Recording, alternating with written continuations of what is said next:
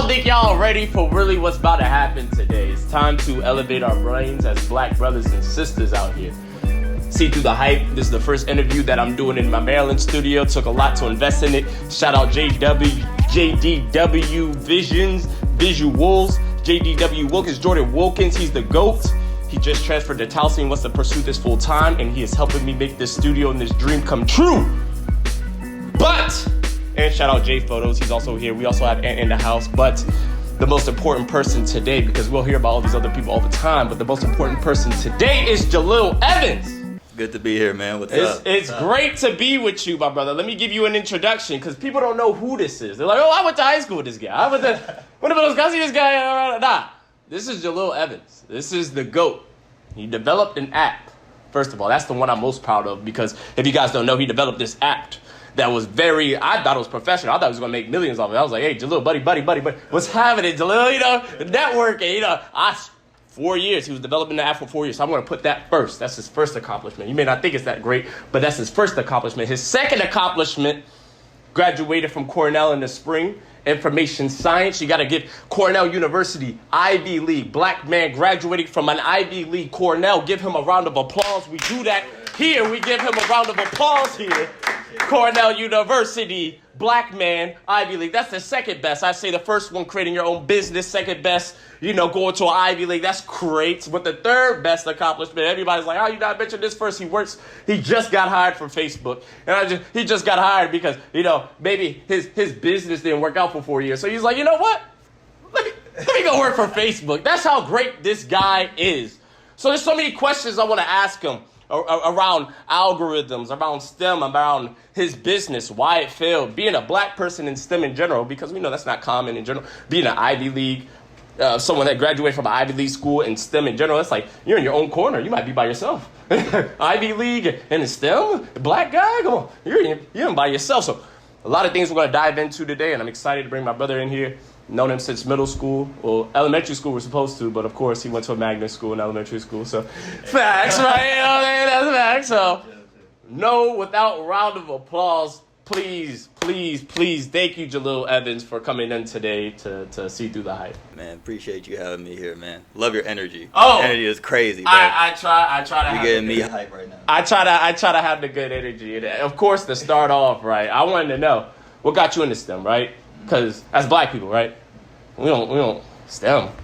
That's the most boring thing you could. Yeah. You want me to sit in front of a computer and do what, math, science all day? Math and science was my work. I'm not sitting down. I'd rather go to English, maybe public speaking, bro. Or I'd rather be NBA. How we're growing up in the narrative, especially now, it's like we're growing up in the narrative. NBA, rapper, or entertainment, entrepreneur of some type. Not more so coding, but so that's why I bring it to you, because it seems like coding would be the way for a lot of black people to go, especially now. Mm-hmm. Black kids growing up, especially during quarantine, you grow up, all you do is you're on your phone all the time. You're playing 2K, you're doing this. So technologically advanced. I'm like, oh my gosh, you could use these for crazy skills that you could develop on your own outside the realm of what you could possibly imagine. It seems like you took that and you did it, especially our era, when we grew up, high technology, you had the choice to stay in the house, but it seemed like half and half. A lot of people were outside, a lot of people were inside, rather than now. It seems like a lot more people are inside than outside. It seems like we were the kind of the middle shift. And it seems like you used all the skills that you've gotten and you've applied it to try to be an entrepreneur. A Mark Zuckerberg is what I was seeing with your app. I'm like, oh my gosh, this is what type of money are you trying to make? So what brought you into STEM and tell us the whole process? Do you feel lonely being the only black person at Cornell University, at an Ivy League school pursuing STEM? Did you feel lonely? Tell us about that process. Right. First thing, really growing up for real, it like you said, like it really is like the only options you really feel like you have as a black man is like you either go into, sports, professional sports, you go rapping, or, you go either into, you become a lawyer or a doctor, right? Like those are the options. So no STEM. Right? Yeah, no STEM, like STEM wasn't even in the conversation. Like technology, like we didn't really think about it like that. Mm-hmm. I wasn't that good at basketball. I was decent. I wasn't that good. So my dad. No. He was okay. I was all right, but of course my dad's not gonna be like, all right, yeah, like pursue the hoop dream. Of course he'd be like, bro, like you crazy, like come on, like pick something a little bit more realistic. And I kind of like discovered a bit of a love for the medical sciences, you know, when I was a lot younger, and I was watching hella untold stories of the ER, trauma life of the ER, all those crazy like TV shows and things like that.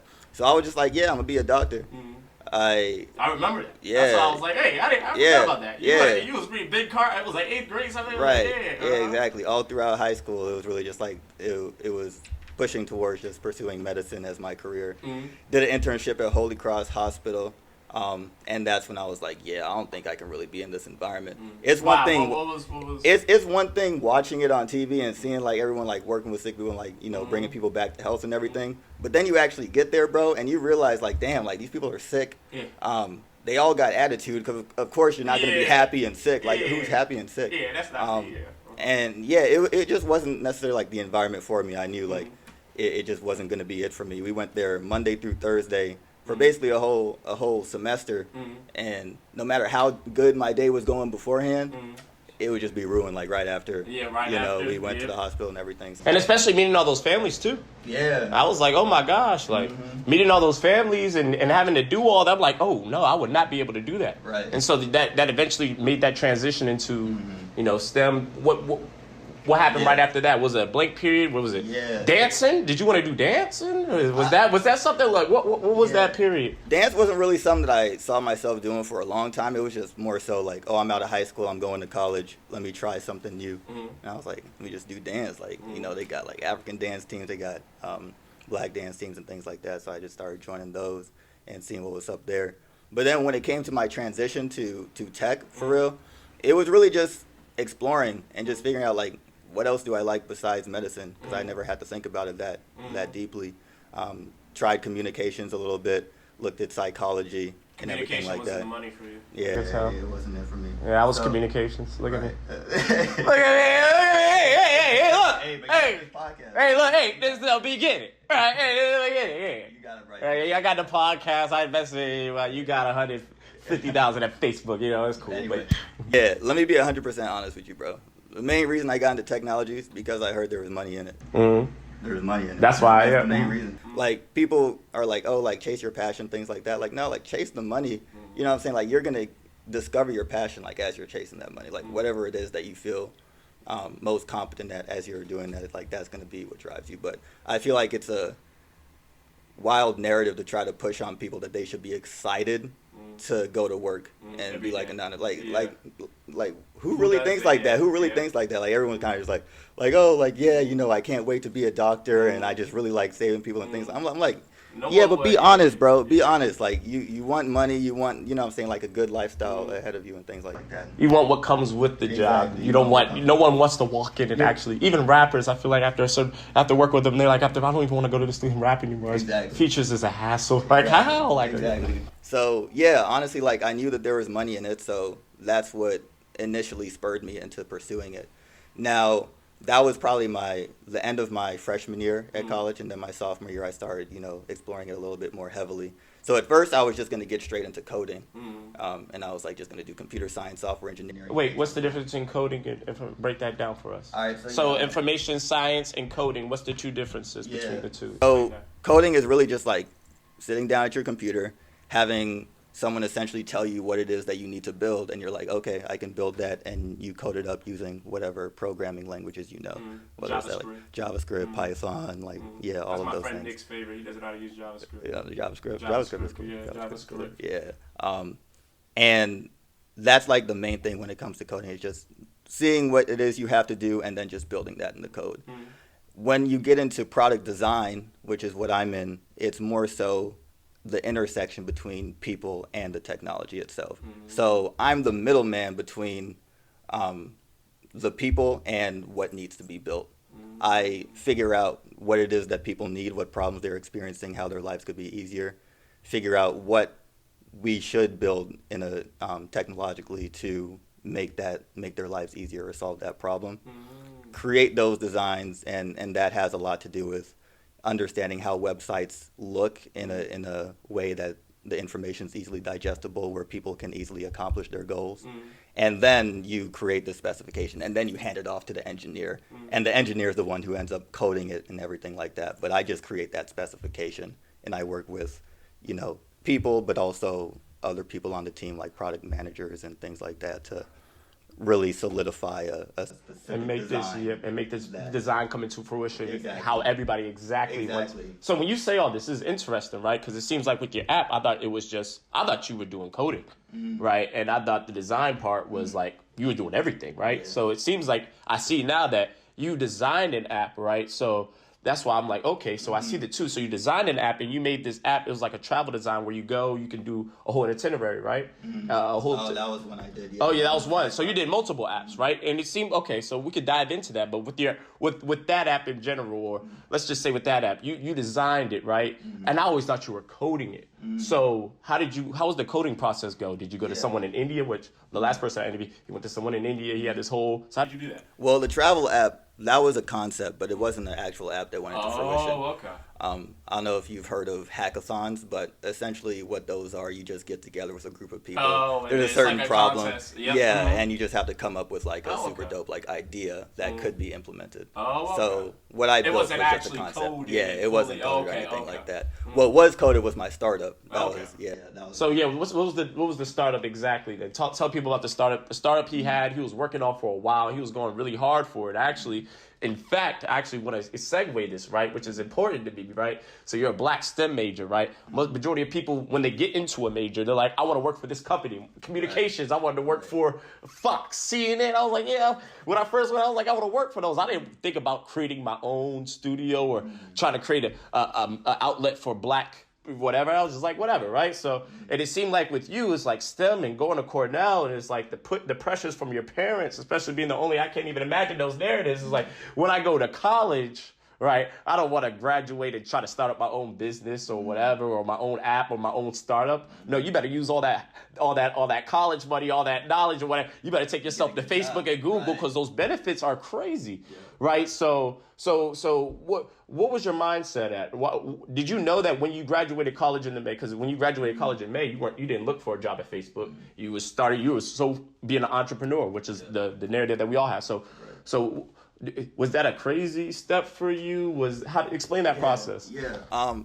So it's actually pretty interesting, because at Cornell, even though it's a predominantly white institution, there's a very strong black community in the tech space there. So initially, like, I wasn't even thinking about it that way. I was just like, oh, like, there's money here, and then it seems very interesting, me just being like a future-oriented person and, grew up using technology, like this would be pretty dope to go into. But we have an organization on campus called URMC, stands for Underrepresented Minorities in Computing. And it's a whole bunch of, blacks and Latinos all in one organization, right? We got a Slack group. But the good part about there is that you see representation in these classes that you have to take in order to graduate. You have people who have taken those classes, been there, are TAs now, and now they hold their own office hours. So you're not, having to go to your white professor's office that hours. You can't connect to. Right, exactly. So, going into that, it was a lot easier to feel like I had a community there, and I didn't feel like an odd one out in that sense. Oh, for sure. That's also what led me to the startup as well, because the people I connected with in that organization, that following summer, as I started getting more into product design, one of them just reached out to me, and he was the one who had the startup idea. He was like, oh, I have this idea of something I want to do. Do you want to help me build it? So I'm like, hell yeah, I need a side project.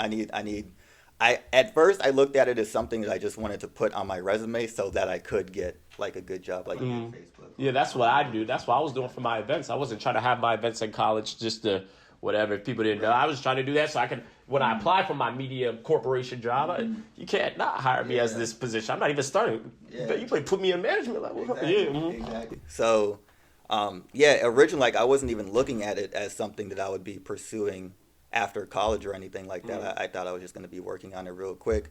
I would be able to, show some work for it, put it on my resume so I get a good job. The idea ended up evolving more and more, and my commitment to the cause that we're trying to build also started growing more, in the passion towards it. And I'm like, dang, like, at first I just saw myself as a designer on the team. Within, a few months or so, I started seeing myself as more of an entrepreneur. But you did how did that even grow? Because that's not your idea, right? That wasn't your full idea, right? So how did you grow to? Because people even that's what right. I'm about to segue to my next. So how, right? Yeah, it was a completely different idea when it started. The original idea was that between all the Black and Latino students on campus, there was not much of an organization amongst the community, right? Like you came in there as, you know, a Black student, a Black freshman, but you're like, I don't really know where there's no I outlet fit in. That's gonna put us all together. Yeah, like where are the Black clubs? Like where are the events I should be going to get connected with the community? There was nothing like that. We had a group me, but if you want to publish events and organizations in there, if everyone else is still talking in that, like it just gets pushed off into the ether. Like you don't really see it again. So we wanted to come up with a way to organize all of those organizations and events on campus so that, you know, incoming Black freshmen doesn't feel lost at Cornell. That was the main thing that we're starting off. But then we started talking to people and just interviewing people on their experiences, and we realized it wasn't as much of a thing as, oh, I want to find where the organizations and events are. It was more so I just want to find my community. I want to find my home away from home. Which is what a lot of people go into college. That's what they want to find, their home, their whatever. Yeah, exactly. The people that look like them. It's like, oh yeah, oh if I got to join this org, then so be it, right? Yeah, so be it. Yeah, exactly. I'll fit into the org. It's not even about the org. It's just I just want to be with you. Yeah. So this was even before we started designing anything or anything like that. We just, you know, started talking to people and we realized, okay, this idea that we're originally going to build, that's not what we're trying to build anymore. It's something completely new. So at that point, of course, it changes as you. Yep. Exactly, and it's always evolving. And at that point, it's like I'm not just a designer on the team. Now I'm like a co-founder because this is our idea now. It's not just, you know, my co-founder's idea. It's both of ours, right? It's all of ours. So we joined, you know, the Startup Accelerator program at school, and we ended up learning the ins and outs of entrepreneurship, learning how to pitch to venture capitalists, learn how to pitch to other businesses, learn how to do sales and things like that. And I was like, dang, like I thought I was just going to be doing design. Now all of a sudden I'm in this entrepreneurship thing, and I honestly wasn't ready for it. But as we just kept doing it, like I just started picking it up. And I think that's one thing, like you'll never really feel 100% ready for anything. You kind of just got to do it. And I was just in the mindset where I'm just going to do stuff. Right. So you couldn't basically, sorry for there was a slight whatever. So, but basically, right. So you couldn't learn all the forms of entrepreneurship until you actually got the experience of designing in a separate department where you're like, okay, this, and then eventually after having the eagerness to keep learning and growing, then you get all these other tasks. You're like, wow, this is really what entrepreneurship is, which made you fall in love maybe with the idea of it. Then you're like, okay, I can do this myself. Yeah. So yeah, Keith, you can expand on that. And I know you had a partner too. And so yeah, partner looked brilliant guy. I'm sure you guys are both doing amazing things. Shout out to him too. But yep. Yeah, he actually went on to work at another startup. He originally turned down his offer from Microsoft to pursue our startup full time. Oh, wow. And I think his passion for it rubbed off on me in a sense, so that led to me pursuing it very strongly as well. But now he's at another startup and he's doing great over there. But sorry, what are we talking about in terms of learning all the skills of entrepreneurship and how you applied that from your past and how you grew from your designing the startup or to yeah, entrepreneurship, it's a lot that goes into it, honestly, and you don't really realize that from the outside looking in, but as an entrepreneur, you're essentially taking on all of the responsibilities of the business yourself, or split between you and your co-founder, whatever, however big your team is. Usually it's either just you or you and like one other person.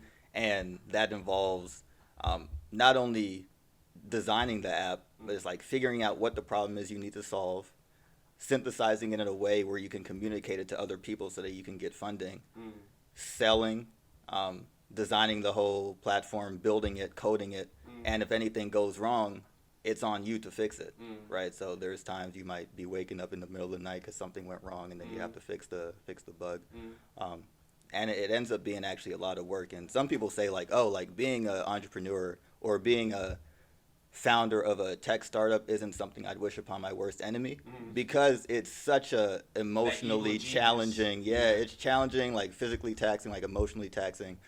The amount of work you have to put in and the uncertainty of not knowing whether or not you're actually going to make enough money to sustain the business, or whether I'm wasting my time. Exactly, it's all like this money doing. Exactly. So you're like building, and you're trying to figure out like, okay, do people fuck with this enough to where I can actually make something out of it, or do I need to change my idea, or do I need to just abandon ship 100%?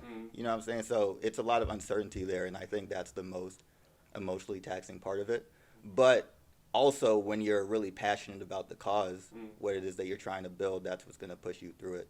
And just the idea that, you know, you can own the entire space yourself was something that resonated with me and my co-founder a lot.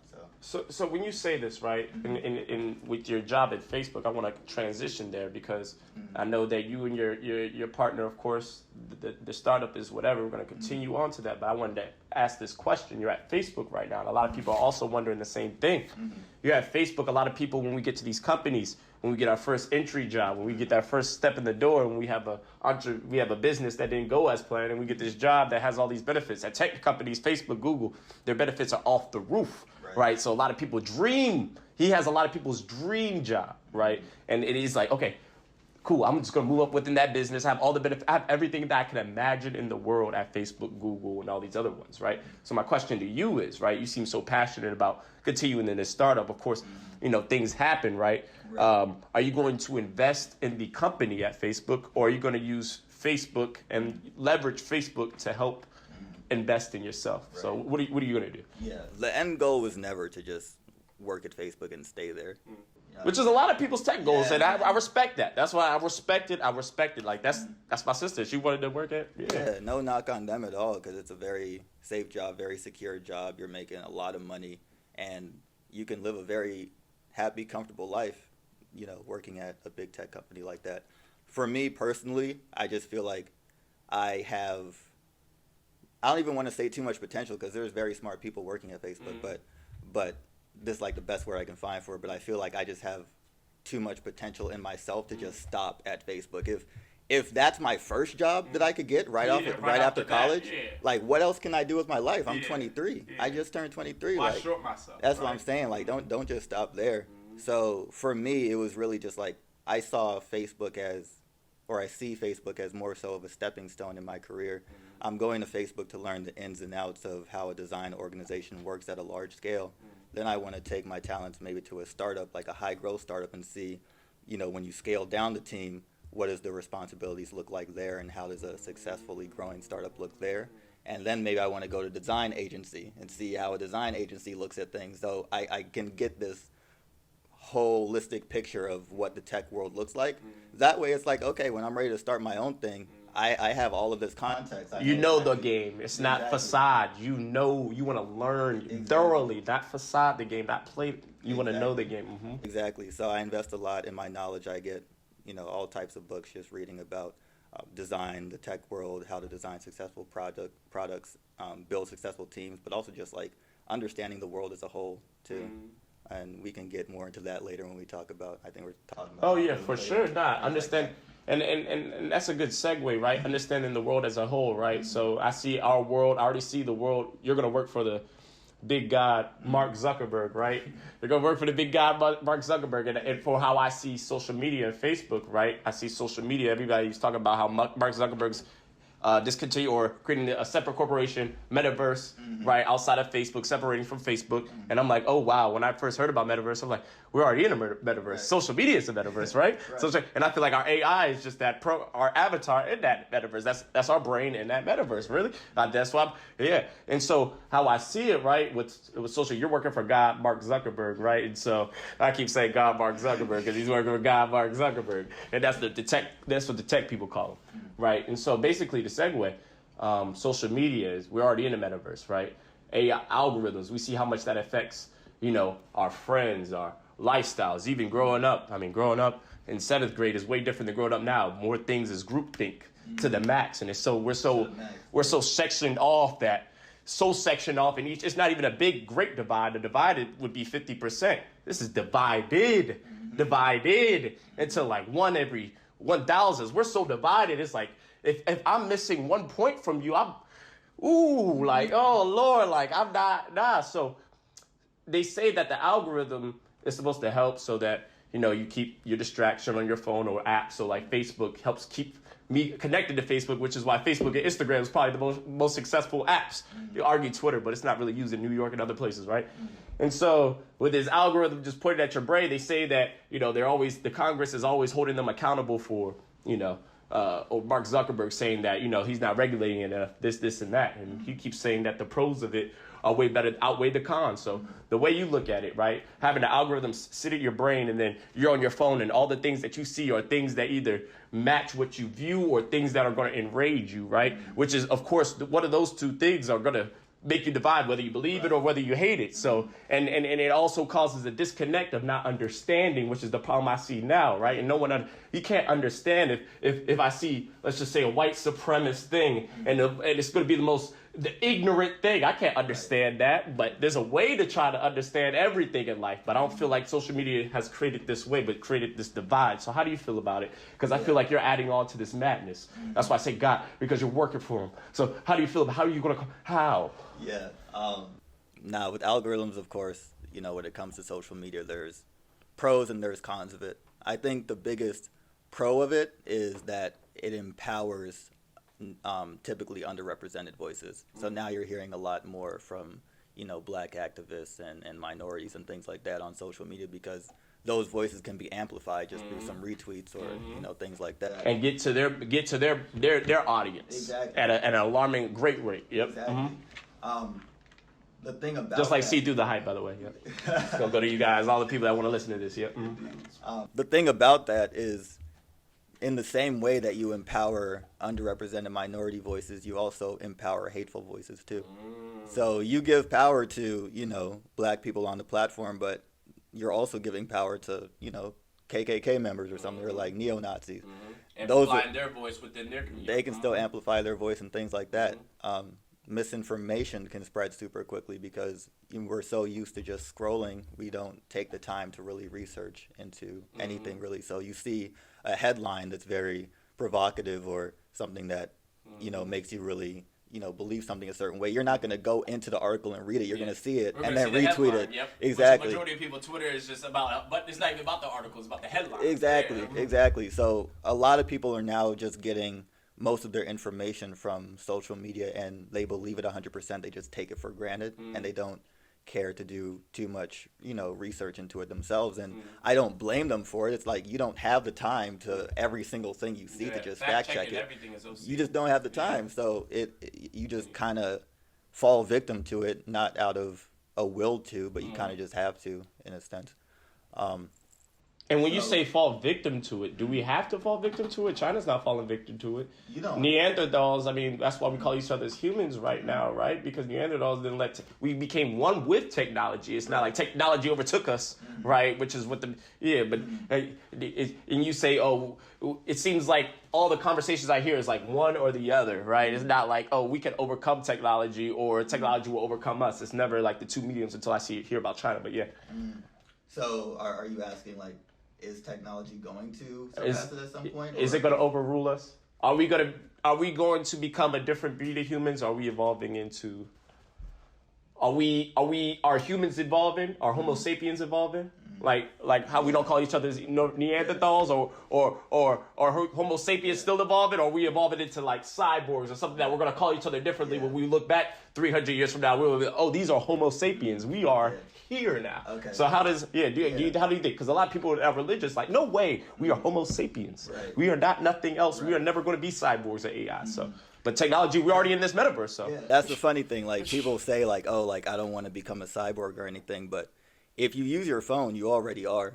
It's an extension of yourself. If you leave your phone or lose it somewhere, you're going to start panicking. You'll be like, where's my phone? I need to get that joint. It's like, it's an attachment to you. So you have this thing, you're always connected to the internet. All that technology is going to continue to do is just improve the connection between you and the phone, or you and the web, you and the internet and things like that. So, it always makes me laugh a little bit when people are like, the metaverse is coming. Like, hell no, I'm not going to participate in it. Like, bro, you're on social media. You're on social media hours a day. You're going to be the first person on it. That's crazy that you say 6 hours a day. That's crazy. I didn't realize. Long time, you guys open up, Instagram a whole bunch of times a day. There are some studies on it. But, I just want to, go back because you mentioned, are we evolving as a species? And I just read this book called Sapiens, and if you haven't read it, I recommend everyone should read it because it gives you a bigger perspective on just like what we're doing here on Earth as a whole. But Sapiens by Yuval Noah Harari. By Yuval. Want to write that down? Yeah, Yuval Noah Harari. He's a Israeli historian. He studies like anthropology, sociology, economics, everything, just about human history. So originally, you mentioned Neanderthals. We didn't evolve from Neanderthals, but Neanderthals and us share a common ancestor. At one point, about 70,000 years ago, there was multiple species of human inhabiting the earth, about like 6 or so. There was the Neanderthals, there was also like Homo erectus and things like that. So the real question is like, why is it that Homo sapiens are the only ones left on this earth today? Like, why are we, when we're existing with all these other types of humans, like why are we the only ones that are currently living? And the reason was, and this is what the hypothesis was, is that we were the first species of human to evolve the ability to imagine, to evolve the ability to see or imagine things that weren't already present in the physical world. And that's why we were able to cooperate in such larger numbers, because if you can unite people under a shared belief of a God, and you can organize people at much higher numbers. Yeah. And you could, if you put exactly, if you put 150 chimpanzees in like one area, like hell's gonna break loose. They're gonna start fighting each other. Yeah. You put 150 humans, even 1,000 humans, 10,000 humans, as long as they believe in the same God and they believe in something very similar, and they evolve in they believe in similar just understandings of the world, then they're going to cooperate. That's how civilization evolves. So once you can cooperate in big teams like that, nothing can really stop you, right? Then you can start to take over the world and things like that. So since we were the main ones that were able to evolve that first, we ended up kind of pushing, the Neanderthals out, the Homo erectus out, and other species of human, just because we were able to cooperate a lot better. So we ended up eating like most of the food that the Neanderthals would have eaten themselves. Exactly, they would have ate a similar diet. And dying off naturally, just like extinct. Yeah, exactly. Wow, I didn't even think about it. Exactly. So it's like, you really gotta like think about these things super deep. Like religion is just one thing, but another example, like what is money? Right? It's green piece of paper with numbers on it and a face on it. Of value. Right. A bunch of value behind it. Exactly. It's supposed to be. Right. The only reason it has value is because we all agree that it has value. But if you were to take $100 bill, give it to a hunter-gatherer 70,000 years ago and be like, yeah, let me get some of your food for this, like I'll give you $100. Yeah. He's going to look at you like you're crazy. Like, what are you talking, like, what is this? Like, get that out of my face. You know what I mean? So a lot of things that we take for granted today is just like, exactly. So just like with the NFTs that are going on. Exactly. It's just created value. NFTs have value because we say it has value. We say it has value. Just like art and any Mona Lisa has value. Exactly. Because we say it has value. Yeah. It has no. That's crazy. It has. It doesn't actually. $100 back in the day. You gave it to Neanderthals. They're not gonna. That's crazy. Yeah, they're gonna look at you like, what are you talking about? That's crazy. So yeah, that's why I have a lot of faith in like how the economies are gonna take off with the metaverse too, and people are already buying virtual real estate. Right, Snoop Dogg is making like the Snoopverse in some, in some virtual. And you can buy the space, land out there, exactly. And apparently that's infinite space because Earth is finite apparently. So they're saying that Right. Exactly. So like people are like, oh, like why would I buy a virtual, why would I buy a virtual space or anything like that? You can't even like actually live in there. It's like, bro, we can make up value in anything. You know what I mean? If this is the way the world's going, we're going to be spending a lot of time just like with technology. Why wouldn't we create value in that as well? So how important do you feel it is for people to understand this current metaverse that they're in? Because it's like people don't understand the reality, and from what I see is people don't understand the reality of this metaverse that we're already in it. This metaverse is just another thing. It's just the creation on. But how important do you feel people need to realize the space that they're already in? How sucked into technology? Majority of people, of course, you got those people. I don't got social media. Yeah. How'd you find this podcast? Yeah. But how important do you believe it is for people to understand that they're actually in the metaverse already? What NFTs actually are, like how my player, my court. Shout out Caden Benny, was explaining to me. He's like my player. You go online, you buy VC actual money for a virtual currency to wear jerseys. That's an NFT. You're in an NFT playing. So how important is it for people to actually realize that the metaverse isn't whatever, that we're already in it, we're already shifting into the metaverse, that this is already happening? Yeah. All right. Yeah, I want to break this down a little bit. So, for one, like, we're not necessarily in the metaverse yet, but if you use the internet, then you're going to be part of the Internet 3.0. And, like, the metaverse is essentially like a subset of the Internet 3.0. Internet 3.0 involves all of the blockchain technology using Bitcoin and stuff like that to trade, and takes out the middlemen of the bank. But the metaverse is more so of when we start to take the 2D experience of the internet and make it more 3D and immersive.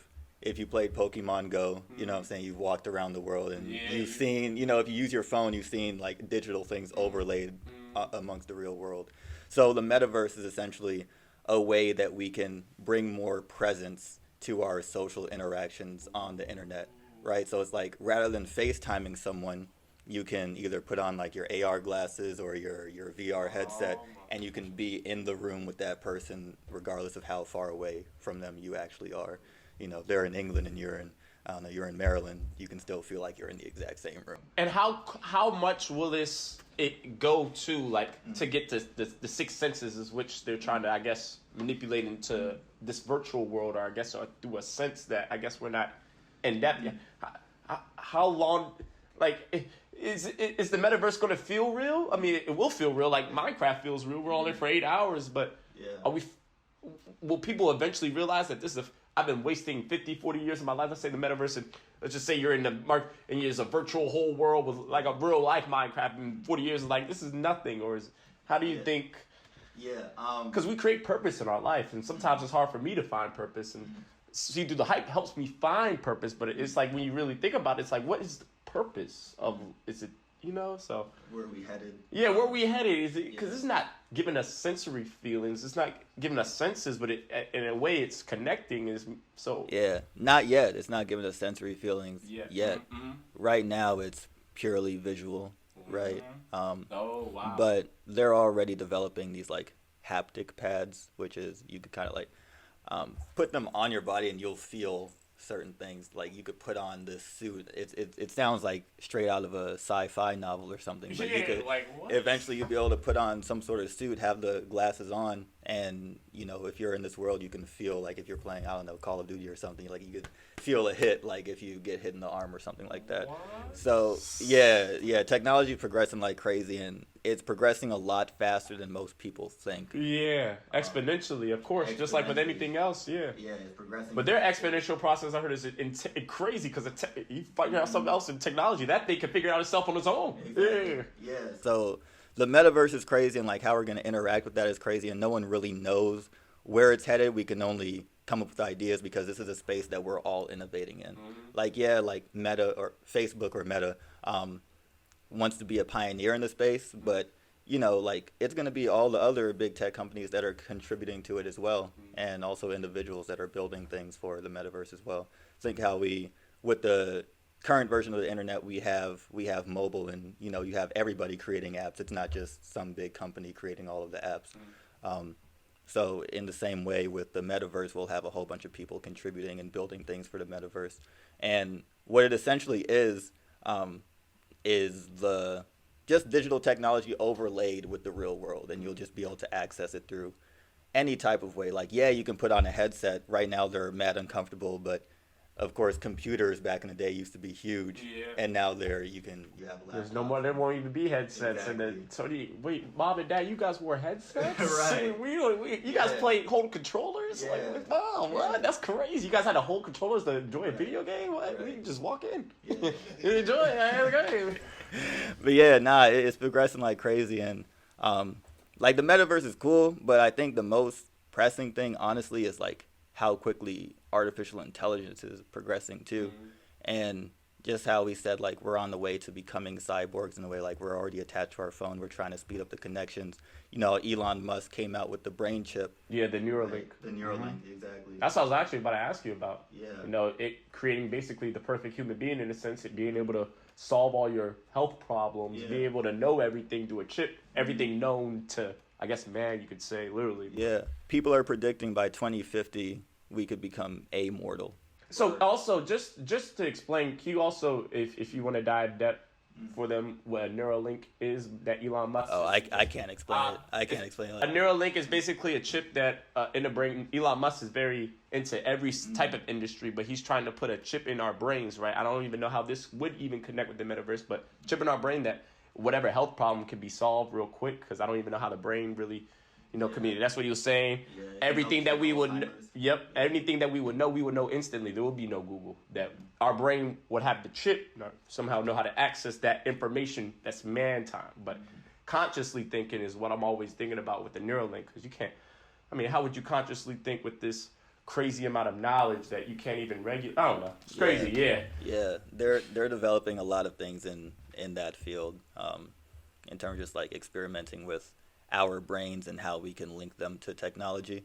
But yeah, as I was saying, like people are predicting by 2050 we can have the option to become amortal, and what that Go ahead, talk in. Whoa. Yeah, what that means is that like you could have the option to have some sort of like microscopic robots implanted in you that can repair your cells and regenerate them in a way where you won't ever die of old age. You can't die of natural causes, but amortal doesn't mean immortal. You can still get killed, but you wouldn't die a natural death, which is something that terrifies me because I don't even want to feel like I have the option to do that. Like, can I just like die in peace when I'm old? Like now I gotta have like this anxiety thinking like, oh, like should I actually, do the treatment to become amortal and just like stay alive and see more of these things? But then it's like, what does the future even hold? Like, would I regret it if I do that? It's really crazy how quickly AI is progressing and things like that, and the technological singularity is coming sooner than most of us think. I have a bigger question. I'm sorry, we're supposed to top it off, but see through the hype, we see through it. With everything going on with our culture and our technology and technology affecting our culture within our society, we say that typically men act in this way, women act in this way, right? In terms of mannerisms that are reciprocated through algorithms that I think two big algorithms that really go on within. Of course, there's so many whatevers, but it's like women are supposed to act this way, men are supposed to act this way. And the more I progress with society, the more I see women acting this way and men acting this way. Right. In middle school and in high school, the culture wasn't even like that. Yeah. And of course, like we're undeveloped. But I heard like 5 years ago when my parents and my brother told me, he's like, girls didn't act like that, men didn't act like that. So do you think with all that's going on, do you think that it'd be naive not to progress with society? Do you think that society narratives are critically changing, right? In terms of, let's just say, marriage, let's say, whatever, how we think about jobs, this, that. And do you think it would be crazy not to adapt? So how do you feel about the changes that are going on with society that we rapidly see because of social media, or we maybe, Yeah, our culture is always evolving from the jump. Like we've always been adopting different mindsets, whether it's communism, capitalism, things like that, different like gender roles and things like that, it's really just culture. And at the end of the day, like I said, the way that humans were able to get the head start on all other species on Earth was the ability to create shared imaginations. So we still have to realize that our culture, the way that men and women are supposed to act, that's also a shared imagination that we came up with. There's males and females, but then there's men and women. You're born a male, you're born a female, but you have to become a man or become a woman, right? And all of that comes from learning what society's current standard is for that and trying to adopt those characteristics. It's more of a mission to, like take on those characteristics. So it's really just like understanding that no one's really right. We're all just like trying to figure things out ourselves, and the result of the way that we act currently, or the way that we think we're supposed to act, is just a result of the past generations coming up with some sort of like narrative around how we're supposed to act. Exactly, they're trying their best. It's never bad intentions, but we just have to realize that we can't just like take it as if like that's just a fact, and this is exactly like this is real, because it's not. We're very detached from reality nowadays, and because we're living on social media and our phones, we only think about the things that aren't real. You know what I'm saying? Like we care so much about a like on our pictures or things like that, rather than actual relationship. A like on our pictures, when we post the pictures, we'll be on our picture maybe for an hour or whatever, just seeing, or checking, or mine, we won't even be on our phone. We'll probably post a picture, throw the phone away, come back 30 minutes. Let's see how many likes and comments I got, but that's all your mind is already stuck for those 30 minutes. You don't even know it because you're thinking about it subconsciously.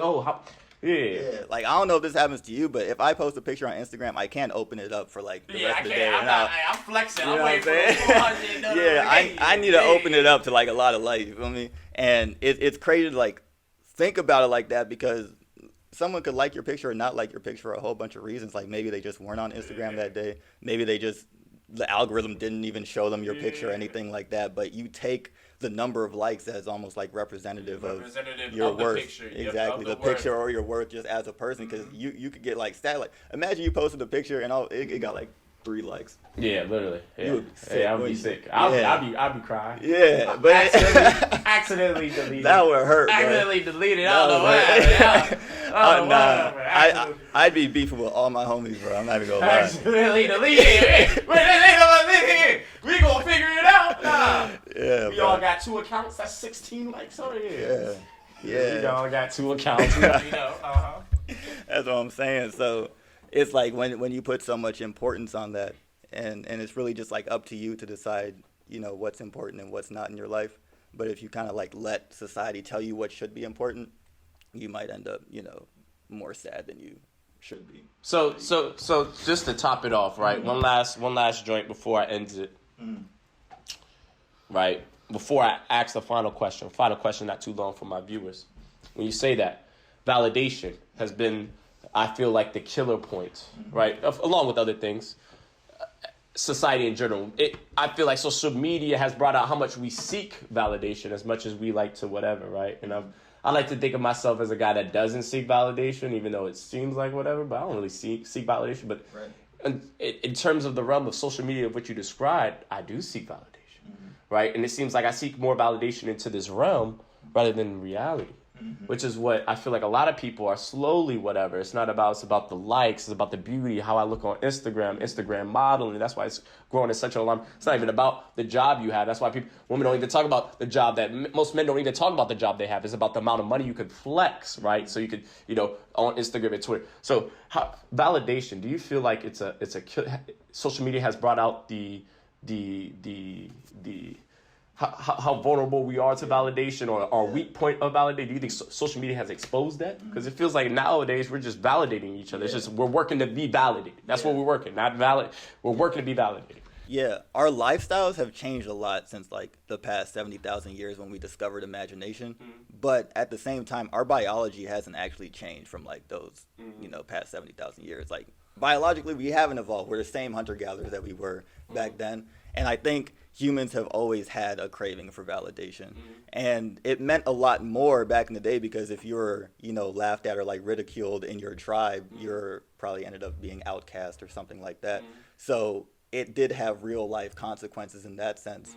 But because like we're still wired to that biologically, that's why Instagram and things like that work so well, because we see that validation being represented just like straight in our face, and we still have that same instinctual reaction to it.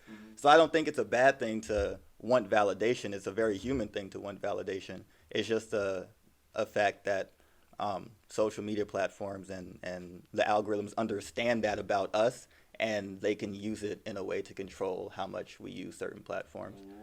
Right. So I don't know if you've watched The Social Dilemma, but if you Instagram and things like that, they'll find a way to keep you on the platform. So maybe they'll show you a notification of someone that you haven't talked to in a while that you care about liking your picture or something, and they'll get you back on the platform. But it's really just about figuring out your base human desires, your biological desires, because that just isn't going to change for a very long time.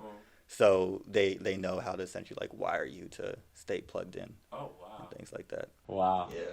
And to top it off for intern or whatever, if I had a JRE experience, which we'll have to bring you back on, or maybe you hop on a podcast with Ant, Speak Your Truth podcast. Shout out them. We're gonna maybe have you on there. We'll have you on whatever. We'll keep you whatever. There's so many things to dive into. But the last question I must ask you: what's your dream goal, career goal, real quick before we end it?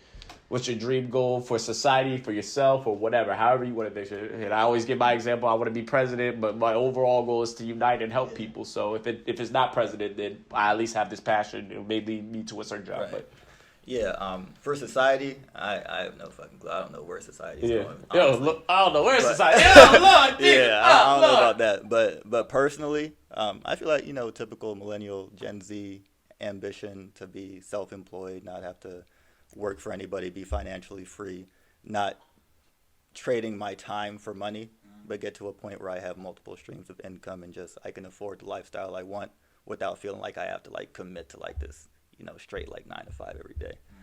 So I think a big step in that is going to be creating my own company or startup. I don't want it to get so big though, where I'm like, I feel like people kind of like glorify entrepreneurship in a way where it's like, oh, like, yeah, like I want my own thing. I want to be my own boss. But if you look at Mark Zuckerberg, like he has a huge company, but he's working way more than 9 to 5 a day, right? He's, talking in front of like Congress and everything, but then he's also got to face lawsuits. There's all types of things going on. And then he still has to be present for the employees who are working there. So there's a lot more that goes into that. But I just want to get to a point, and I don't know how exactly I'm going to do it now, but I know I'm going to figure it out, that I'm going to, end up at a point where I'm not trading my time for money in that sense, but I can still afford, lifestyle. We know here at See Through the Hype that you will get to that goal. We have your Instagram and Twitter here. It'll be on the bottom right here.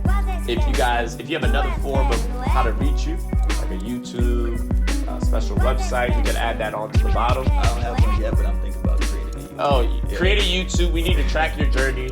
Instagram and Twitter, go follow him right there. If you have any questions about startup STEM, my black brothers and sisters, please go get informed. We got Jalil Evans here. We manifest. He will have that company job that he doesn't know exactly what he wants to create, but as his mind is expanding, we know his mind is going to be something beautiful. Shout out JDW Photography, Visuals, JDW Visuals will be right here. Shout out J Photos for coming in and helping out. Shout out Speak Your Truth for coming in right here. And shout out the Grudge Townhouse, the TMP, the band, sponsoring this house. It's been a great and amazing interview. I hope you guys love it. Jalil Evans, Michael Outlaw, See Through the Hype. Let's get it. Thank you, Jalil. Yes, sir.